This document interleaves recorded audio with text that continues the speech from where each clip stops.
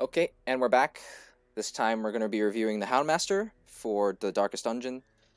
We'll be going over things like his stats, his skills, his camp skills, his resistances, trinkets, the crit bonus, which I promise not to forget this time, and we'll be going over team comps, which he is good in, or slash partners. Um, let's switch over to the spreadsheet so that I can show you his stats. So here are the Houndmaster stats. Here on the bottom, we've got Houndmaster compared to the averages of all of the characters in the game. Houndmaster being right here. I just extracted those exact numbers and put them right here. And so let's go over his stats and see what we can get from them. So Houndmaster has a below average, notably below average HP stat. Actually, one of the lower ones in the game. So he better have a good dodge stat, and he does. So he's kind of balanced out in a way. But of course, I don't like high dodge and low HP combos. We've got a average speed. We've got a slightly above average crit rate, and his damage range is notably below average. At least his high damage range is notably below average. 13 is very below 15.5, so he's a little hampered in damage dealing. But we'll get to his skills and we'll show you why it's still okay. It's acceptable. He's got a average to slightly above average stun resist, very good for a guarder that the Houndmaster is.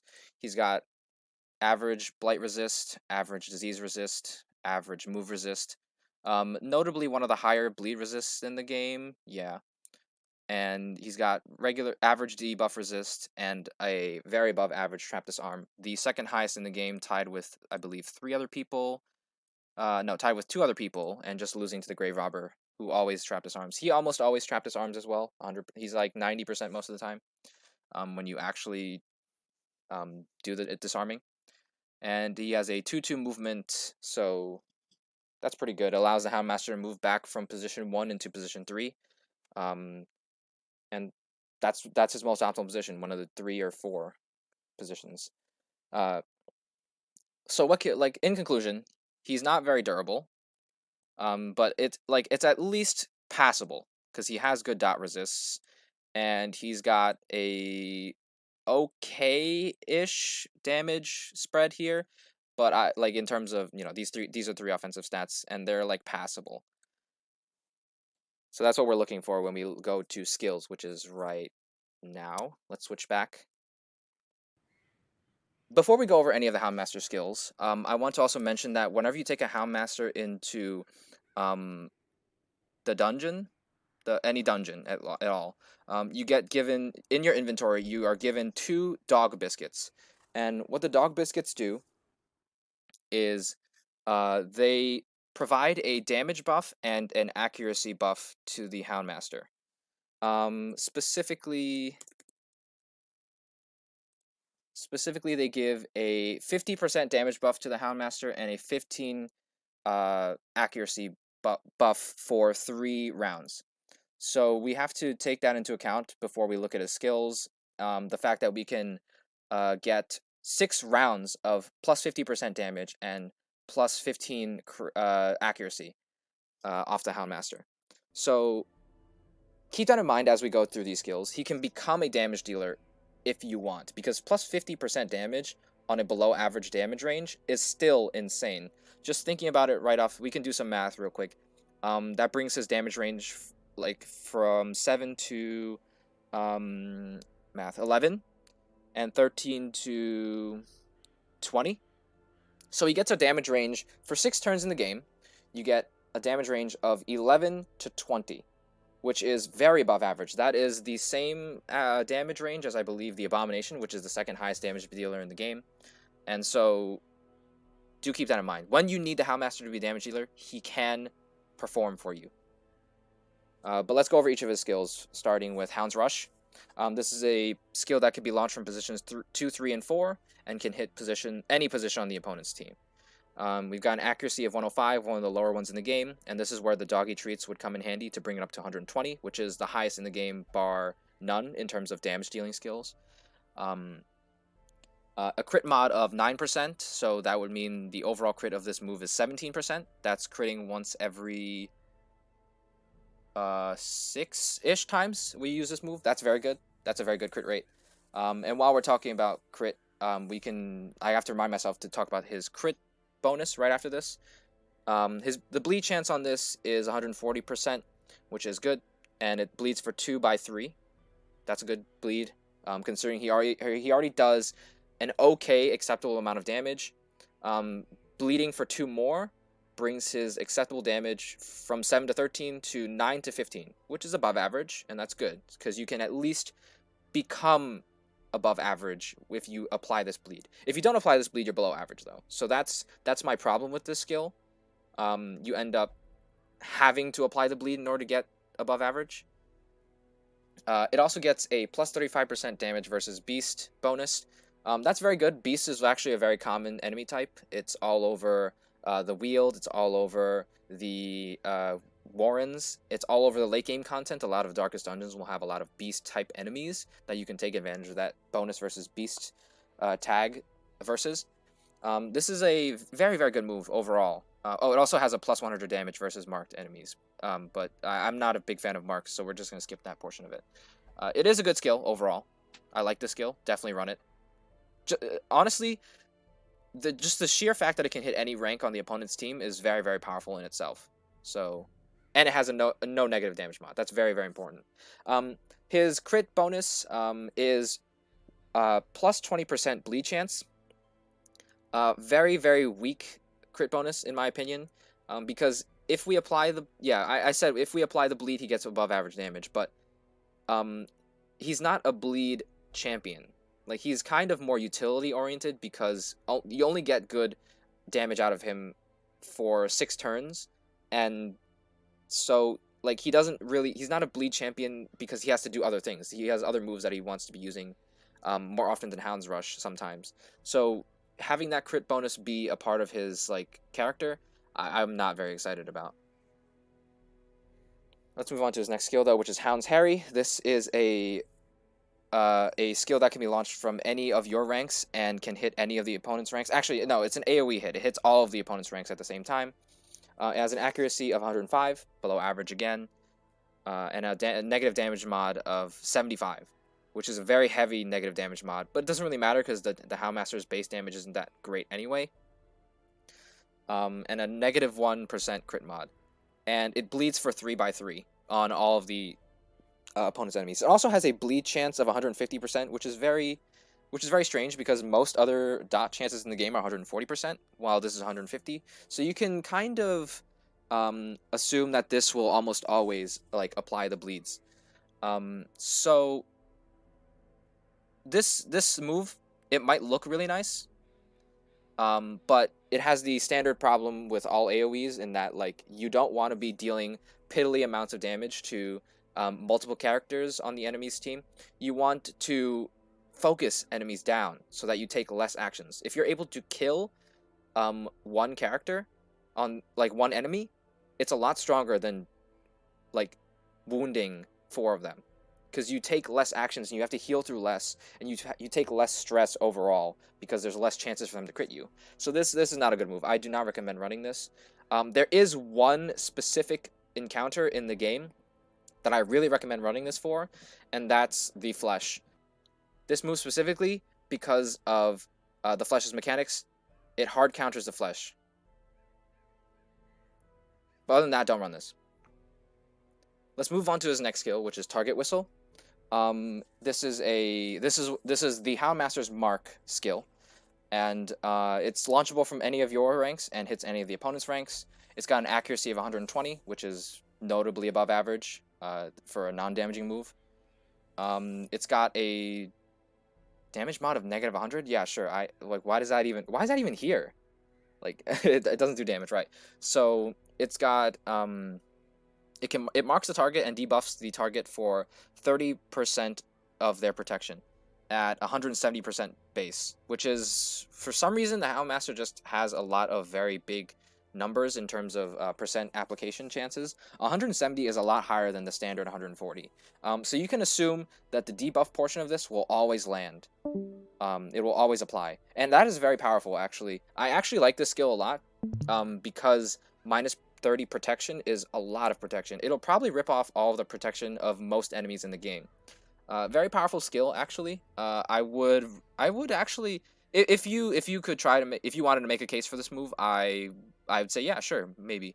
You can click off one of these moves that you don't like, maybe, and click on target whistle, and I'd be okay with that. The mark portion of this move isn't that exciting to me, but like minus 30% protection is a lot better because it increases the damage output of your entire team, regardless of whether they have moves that benefit off of mark. So the minus 30% protection, very good. The mark portion, not amazing. Cry Havoc. This is a stress healing skill, one of 4 stress healing skills in the game. This is actually all right. It's probably one of the weaker ones in my opinion. Right, Cry Havoc. It can be launched from positions 3 and 4, and it actually AOE stress heals your team. So it stress heals all 4 of your team, but there's a 74% chance for it to hit, and it heals for 6. So the other 26% chance it does nothing for the. What I meant to say is, there is a 74% chance for each of your characters to stress heal 6. So sometimes you'll stress heal 3 of your characters, sometimes you'll stress heal 4 of your characters, sometimes you'll stress heal none of your characters. When it stress heals none of your characters, obviously it sucks. When it stress heals all 4 of your characters, though, it heals 24 stress overall across your party. That is actually the largest amount of stress you can heal in the game. How exciting is it to heal 24 stress across your party? It's not very exciting, and the reason is because the AI in the game, the enemy AI in the game, is coded to focus down the person on your team with the highest stress, with more stress casts. So very often you'll find yourself in a position where one character will be at very high amounts of stress relative to the other 3 characters in your team. And the worst part about stress is obviously the first character being afflicted, and when that first character gets afflicted, that first character will start stressing out other characters potentially. So you really want to avoid the first affliction as much as possible. And to do that, you're going to want stress heals that heal for a large amount, and stress heals that are reliable, that don't have a 74% chance to land, and instead always land and heal for larger amounts. So let's just do a quick comparison with the Crusader, who's got a stress healing skill that subtracts -8 and doesn't have a chance to fail. -8 is a lot better than -6 on the Houndmaster. So I would say that in terms of stress healing, we've got the best one is Jester, the second one is Crusader, and Flagellant can fight with the Crusader sometimes, so we can figure out between Crusader and Flagellant who's the second best and who's the third best, and then Houndmaster is probably the worst. Oh, and then there's Arbalest, my bad. I always forget Arbalest as a stress healer, but don't use Arbalest as a stress healer. She has a chance to fail in even lower numbers. But I think this skill is worth it to use, just because it does, like, when in those situations where you do have some stress on every character in your team, it will heal 24, and it will save you a lot of pain in those situations. His next skill is Guard Dog. It is one of 3 guard skills in the game, the other ones being Man-at-Arms and his Protection Guard, and Antiquarian with her Force Guard. This one is actually obviously it's better than the Antiquarian Guard, but I think it's strictly worse than the Man-at-Arms Guard, and let's talk about why. Oh, right, it can be launched from any of the 4 positions on your team, and it can target any of the 4 characters on your team, so you can guard anyone from anywhere, is what that means. It's strictly worse than the Man-at-Arms Guard, because the Man-at-Arms Guard, when you use the Man-at-Arms Guard, the content you use it for, like where it's required to use a guard, is DD2 and it's specifically DD2 and V-Wolf. And in V-Wolf, the bombs that you get thrown at you, they can't be dodged very easily. They have such a high accuracy. It's beyond the ability of Guard Dog to dodge those bombs, and so you'll still be taking damage from those bombs, and that's not very exciting. And so you end up using the Man-at-Arms over the Houndmaster. And in Darkest Dungeon 2, right, I forgot to say, the issue with Guard Dog is that the buff lasts for 2 rounds instead of I mean, not the buff. The guard itself lasts for 2 rounds instead of the Man-at-Arms' guard, which lasts for 3 rounds. So in order to permanently guard a character using the Houndmaster, you have to spam guard dog every single round. You have no other choice if you want to permanently guard a character. So your action economy for the Houndmaster is literally going to be guard dog, guard dog, guard dog, guard dog, guard dog, guard dog, and that's what you have to do. The Man-at-Arms can fit in a move between each of his guards, so he can go guard something, guard something, guard something, and that's a lot worse, a lot better than what the Houndmaster has to do. Although the benefit of guard dog is that it does buff you for a better stat, which is dodge. So they try to balance it out in that fashion. What I mean by that is, although it's not as good for the Darkest Dungeon 2 fight and the Wolf fight, it is very, very good. It is a lot better for hallway fights, because in the stalling phase, you can have a Houndmaster in position 2 guarding a person in position 1. So all of the attacks are redirected to the Houndmaster, and he can dodge a lot of those attacks, which saves you a lot of healing. It saves you a lot of need to heal your characters, because you can basically guarantee that 2 of your characters don't take damage. And there are a lot of enemies in the game that actually only target the front 2 ranks. And so being able to guarantee that the front 2 ranks both dodge that the whatever comes at them is a very, very strong thing to do. Very good hallway fight skill, because you can recover very, very easily with guard dog dodge tanking for the front ranks.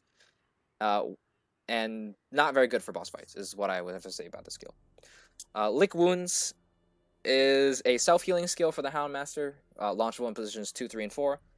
Heals for 8. That's the same as a Vestal heal. The Houndmaster can babysit himself. That's very, very good. I like that.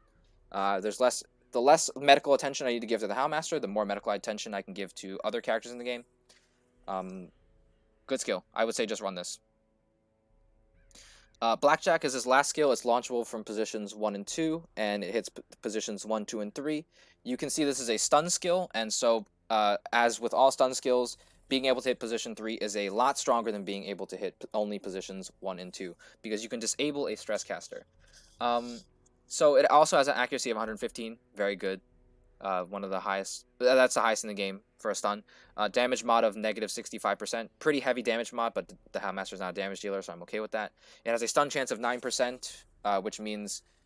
I mean, no, not stun chance. A crit mod of 9%, which means you've got a 70% chance crit, and that's pretty good for Blackjack. I like dealing more damage with my crits. I like stress healing with my crits. And of course, when you crit with a stun move, it gives 20% more stun chance. So that's pretty good. I like that part of the Blackjack. The most important part about this move is that it actually has 150% stun chance, which is the highest in the game, tied with the Occultist and Flashbang from the Bounty Hunter. So this skill is very, very consistent at stunning, and that's nice. I like that. I like my stuns to be consistent. I like them to land. I like them to be able to crit a little bit. Very good. The only issue with that is that it requires the Houndmaster, a decently frail character, to be in positions 1 and 2. And I'm not a fan of doing that, personally, unless we're in the early game. So let me just quickly go over what I would run what I recommend running if you wanted to run a position 2 Houndmaster. Clearly, if you look through all the moves, his optimal set, the only move that doesn't work in position 2 is Cry Havoc, so I would just recommend you just click Cry Havoc off, and click Blackjack instead. This is also a very good set if you want to move him in position 2. This makes a ton of sense. It works in late game, but you're going to have to be a little careful with your Houndmaster. Lick of Wounds is going to have to be used a lot, because he's probably taking a lot of damage in positions 1 and 2. But I don't see a problem with this set. So let's move on to his camp skills. We're going to do these a little quicker, because I think I'm going a little over in time. Hound's Watch. This is a prevent nighttime ambush skill. That's good. It costs 4.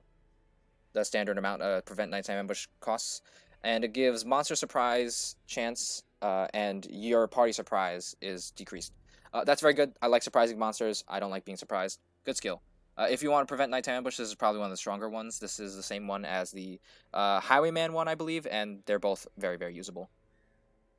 Therapy Dog, it costs 3. All companions heal 10 stress, and for the next 4 battles, 10% stress. They take 10% less stress. This is a very, very strong skill to use in the early game, because in the early game, the Houndmaster's Cry Havoc hasn't scaled up enough yet. So in the early game, the Houndmaster heals like 2 stress at like 66% chance. In the early game, I recommend running a rank 2 Houndmaster. Don't use this skill. Instead, use this set. This is just much better in the early game. In the late game, you switch to this because it's a lot more consistent and heals for a lot more.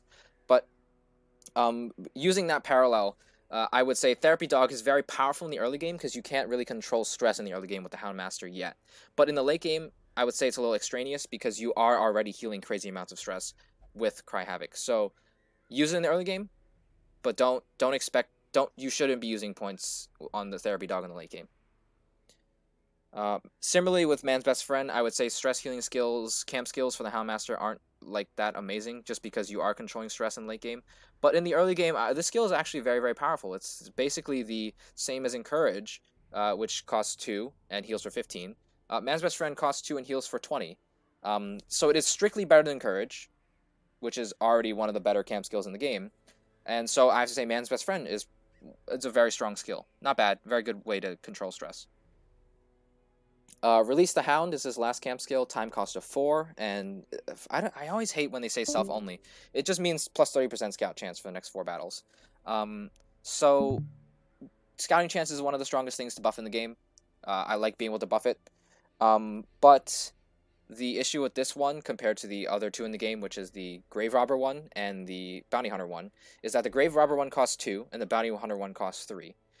This one costs 4, so it's a lot harder to slot into your 12 camp points. I would say still click it almost all the time, but it will hurt a little more to click this than it will hurt to click the Bounty Hunter or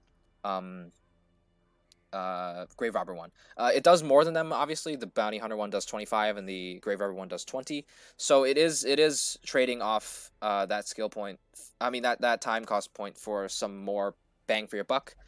But I'm not too excited about this skill over the other 2. Still a good skill. Still, don't get me wrong. This is one of the better camp skills in the game. That's it for his camp skills. So let's move over to his trinkets.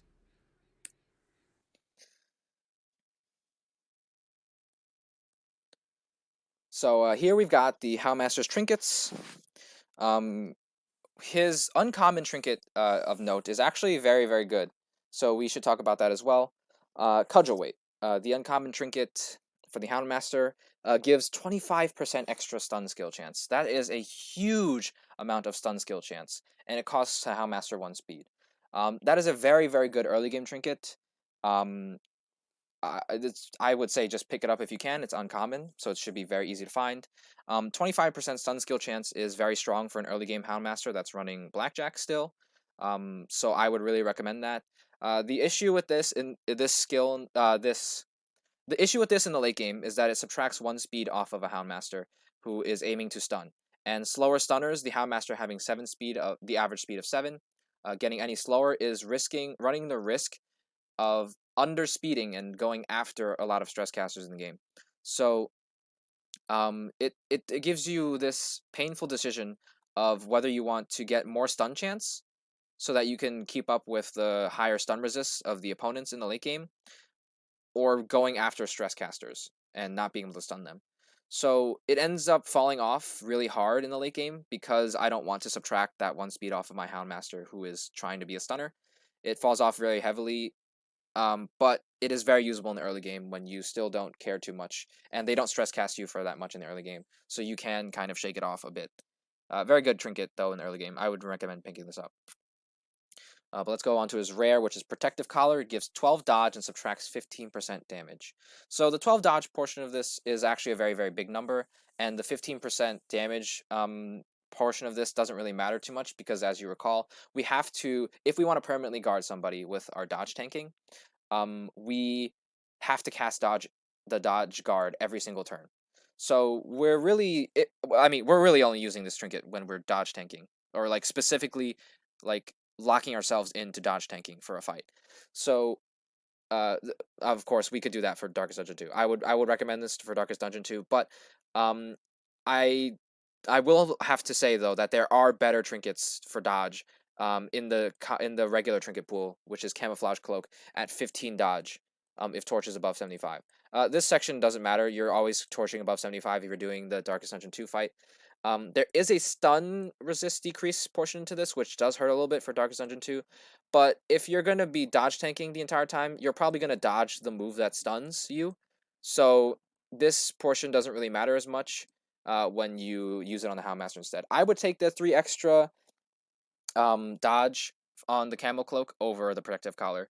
And obviously in the late game, in the very, very late game, you can pick up the Ancestor's Coat, which also does 15 dodge. Let me just look that up for you guys real quick. Ancestor's Coat.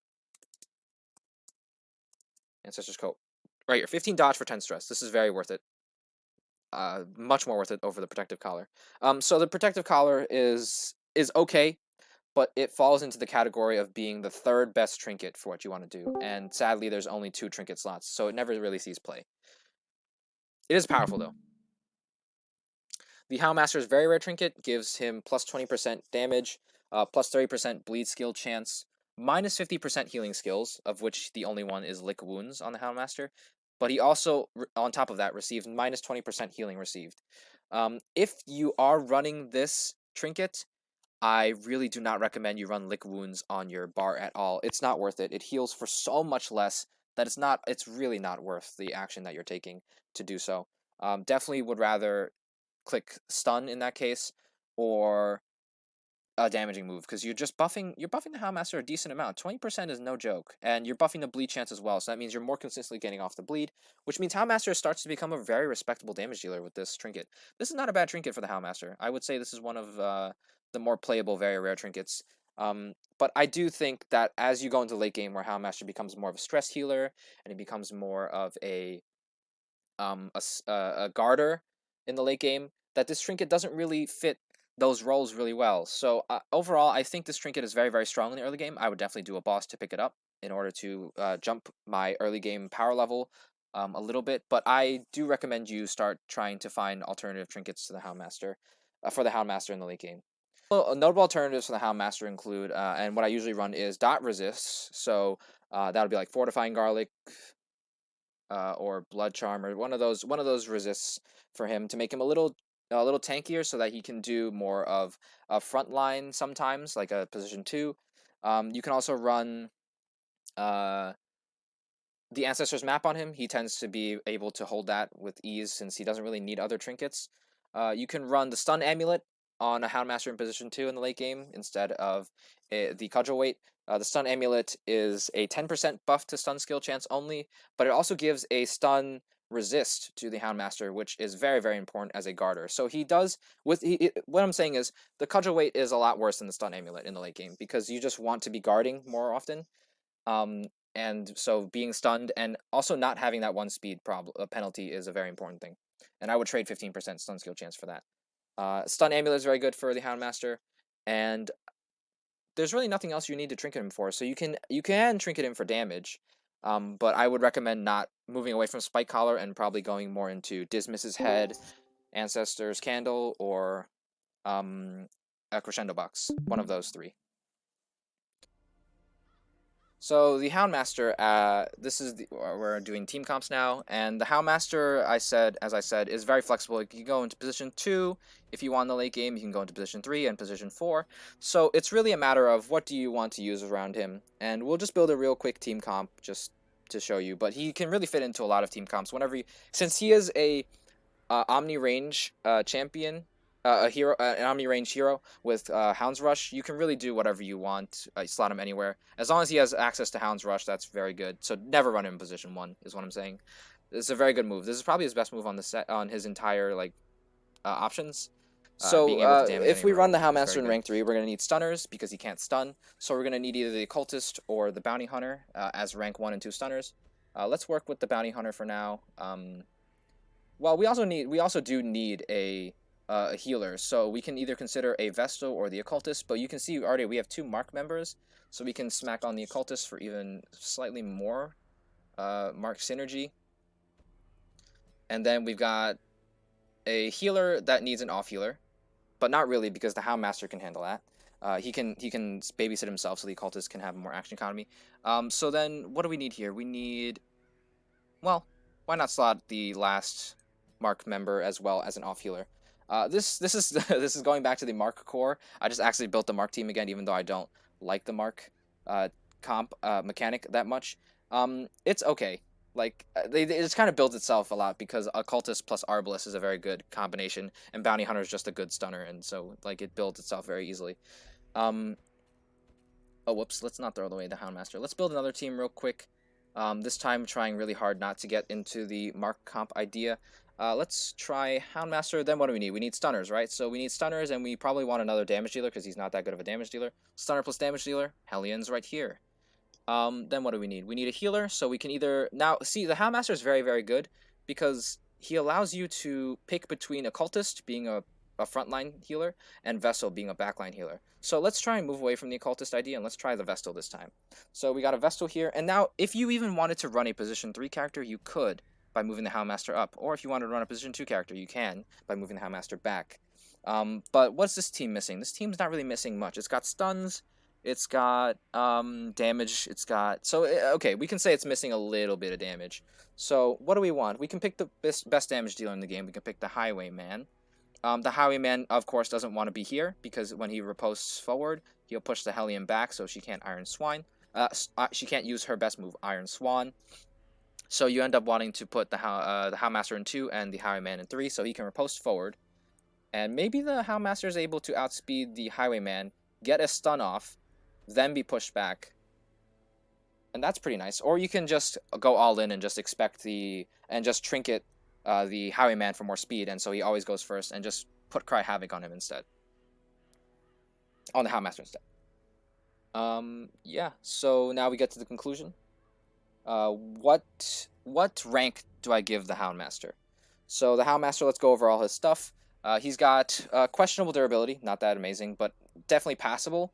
One of the more average ones in the game. I don't like the high dodge and low HP combination as much, but it's passable because he has good dot resists. He's got a very good skill layout. We can run him however we want in positions 2, 3, and 4 because of his skills, allowing him to do that. His camp skills, a lot of them are, 2 of them are very powerful, and 2 of them are very powerful in the early game but fall off a lot in the mid game and the late game.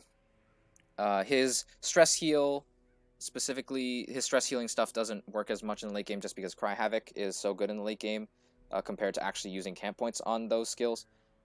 And he does guarding, which is a thing that DD2 checks for, Darkest Dungeon 2 checks for, but is very bad against Wolf. He's got decent trinkets, but the class trinkets are kind of outclassed a lot by generalist trinkets, so they're usable, but I wouldn't recommend them. And his team comps are pretty flexible just because he can be at position 2, 3, and 4. So you can really take whatever you want around him at the end of the day. So what, according to all that criteria, what do I rank the Houndmaster? I rank him B tier. And I rank him B tier mainly because for almost every one of these skills we've talked about, there is a better person for that skill. Or for every one of the roles we just talked about for the Houndmaster, there's a person who does his job better. He is more of a jack of all trades than a master of one. We've got, for example, damage dealing. We've got the Hellion who does better. We've got the Shield Breaker who does better. We've got even the Grave Robber does better most of the time. For stress healing, we have people like the Jester. We have people like the Crusader. We have people like the Flagellant who just heal for larger numbers on one single target, which is a lot more important than healing for a lot of stress across your party. For Guarders, the Houndmaster is just strictly inferior most of the time to the Man-at-Arms. For the stun, a stunner that is better in ranks 1 and 2.